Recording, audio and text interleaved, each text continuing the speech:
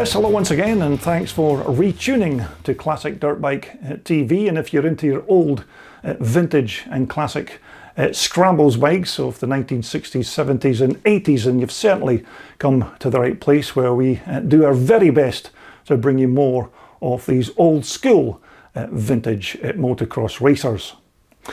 So we're going to get straight down to business, and we're going to go back to the 2022 Telford Classic Dirt Bike Show, and we're going to take a look at another four-stroke thumper that I came across during my 2 days at the show. So let's get straight into that video and take a look at this lovely XR500 Honda that was built by John Hand Racing. Okay, so this lovely HR XR500 Honda twin shocker was, as I said, just one of the many very nice race bikes that I spotted at the 2022 Telford Classic Dirt Bike Show. And this featured example here is another of the excellent creations from John Hand at John Hand Racing. Now, JHR already have quite a good reputation for their motocross frames and other bespoke motorcycle related items, and all of their engineering work includes the very best of materials to fabricate their chassis and frame parts. And generally they use T45 steel aircraft tubing as their source metal, which is then of course bent, shaped and then bronze brazed to connect all of the parts together. Now, often the finished frames are usually then chrome plated, but I expect that you could certainly have any chassis or motorcycle part painted in whichever colour takes your fancy. So if you're maybe in the market to get a brand new bike built, or maybe have some special motorcycle frame engineered, then it's certainly worth dropping John a message at his JHR Facebook page, because as you can see, the quality of the build of these frames is absolutely first class.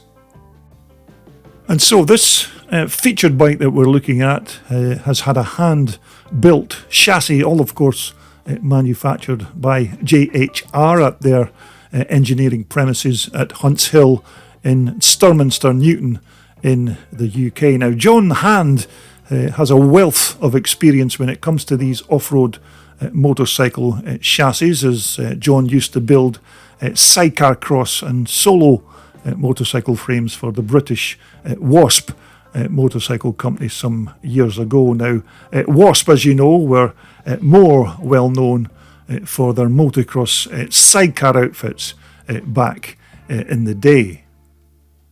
And so the engine in this particular chassis is the superb Honda XR500 single cylinder four-stroke power plant with that twin exhaust port cylinder head, and of course those two header exhausts that run down either side of the bike. And in actual fact, these twin stainless steel pipes that we see here are yet another part that are manufactured by JHR.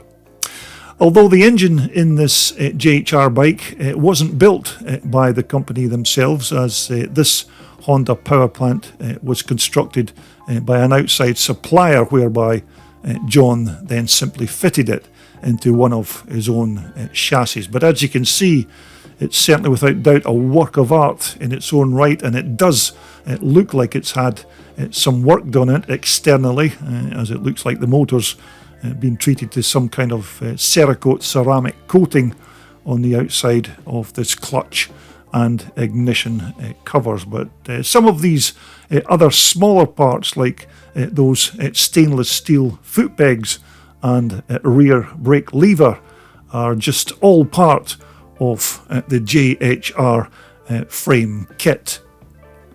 And this kind of Cerakote ceramic coating on the engine casings seems to be very popular nowadays on these older twin shock motocross motors, because they certainly look the part, and they're also said to be very hard wearing and very tough.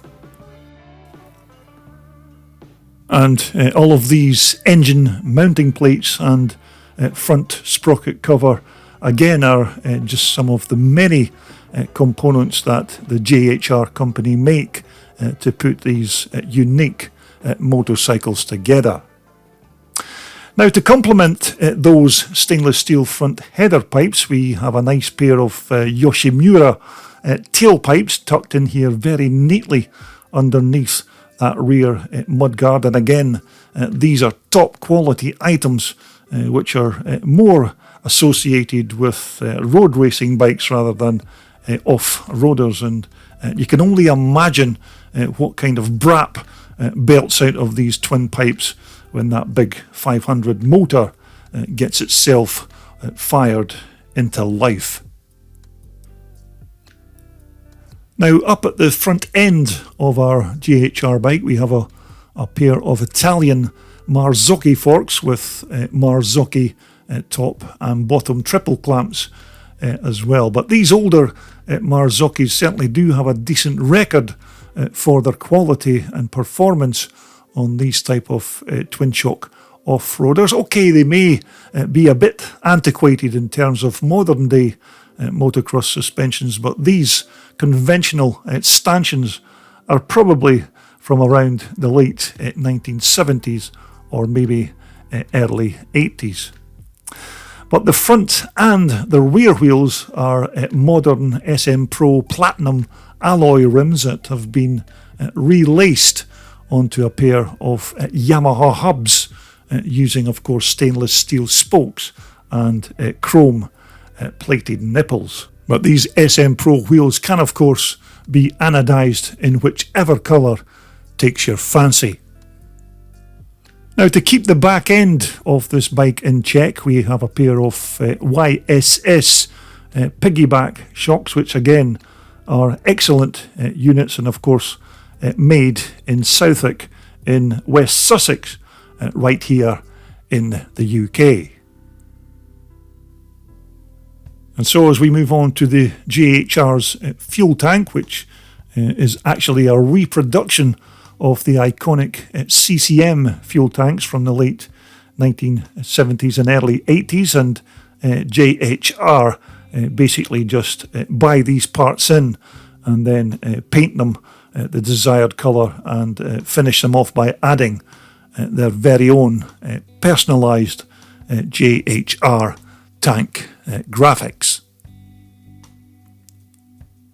Now, the seat on this particular bike has a fiberglass base that is made specifically for JHR by another local supplier, and the foam insert was supplied by Joe Maxwell Engineering, who of course specialise in the reproduction of CCM parts. And this personalised JHR seat cover is another product from Evo Motocross in Westerhope, Newcastle upon Tyne. Now, moving on to the bike's side panels, which are made by Ace Fiberglass, although as you can see, these parts here are actually made of carbon fibre, which is much more expensive than the older fiberglass, although normally JHR would simply supply these parts in fiberglass with their frame kits, which are naturally not as expensive as this exotic carbon fibre.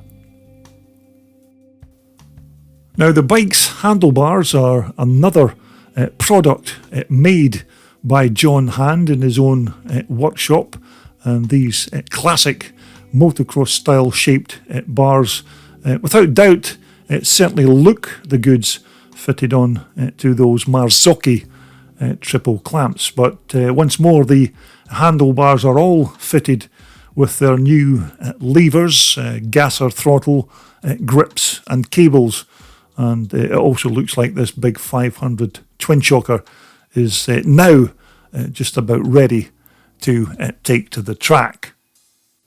But finally, the front number plate is, as far as I'm aware, a stock fiberglass part and not that exotic carbon fibre material that we saw used on the side panels, although there's certainly no escaping the fact here that there's some very nice trick parts fitted onto these JHR twin shock race bikes, and I've already seen a few other examples of John's handiwork in some of the other bikes that he's put together. And when it comes to building these twin shock motocross frame kits, John's past experience in his early days working for Wasp has certainly now paid him dividends when it comes to bending, shaping and welding together these fantastic chassis. But of course, don't just sit there and take my word for it. Just take a look at the company's Facebook page